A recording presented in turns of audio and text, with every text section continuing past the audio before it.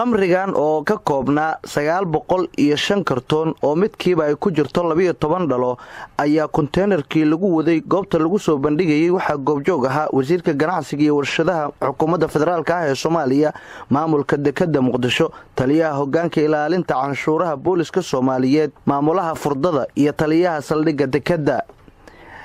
taliyaha hoggaanka ilaalinta canshuuraha booliska Soomaaliyeed Generaal Cabdullaahi Xasan Bariise ayaa sheegay inuu xiran yahay ganacsadihii lahaa qamrigan laguna guuleystay in laga soo dhex saaro alaabo lagu soo dhex qariyay waxay ka kooban tahay qamrigaasi 905 kartoon oo khamriya waa sida ka muuqata halkaas waxaa lagu soo dhex qariyay qalabkaas nasiib wanaag waxaa gacanta lagu haayaa ninkii iska lahaa wuu xiran yahay wuxuu diyaar u yahay in sharciga la horgeeyo khamrigaas asaga ah ee tirada cadadkaas la eg haddii rabbiga awoodda la oggolaado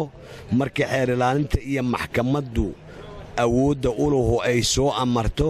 waxaa lagu hor burburin doonaa sidaanoo kale meel maxfalah oo la wada joogo wasiirka ganacsiga iyo warshadaha xukuumadda Soomaaliya mudane Maxamed Cabdi Xayir Maareeye ayaa sheegay in dawladdu ay adkeyn doonto baarista agabyada ganacsi ee laga soo dejiyo dekedda Muqdisho si looga hortago walxaha maanka dooriyo oo sida qarsoon loola soo dego annagoo mar walba dhiirigelinayna ganacsiga iyo in ganacsatada Soomaaliyeed loo fududeeyo sidii ay u ganacsan lahaayeen si sharciyana alaabtooda intay u cashuurtaan oo la baxaan haddana arrintan oo kale waxay joojinaysaa asxaantii badnayd ee loo samaynayay ganacsatada oo qaarkood konteenarada markay yidhaahdaan waxyaalo isku mid ah baa ku jira aannu isku ogayn kastamka iyo dawladdu inay konteenaro badan oo la leeyahay waa isku mid alaab isku mid ah ku jirta wax naga jajabayaa ku jira in sidiisa loo bixiyo waxay keenaysaa in kartoon kasta oo dalkan soo gala la furo sidaasaannuna aniga wasiirkii ganacsiga iyo wasiirka maaliyadda aanu ku amri doonnaa kastamka maamulaha dekedda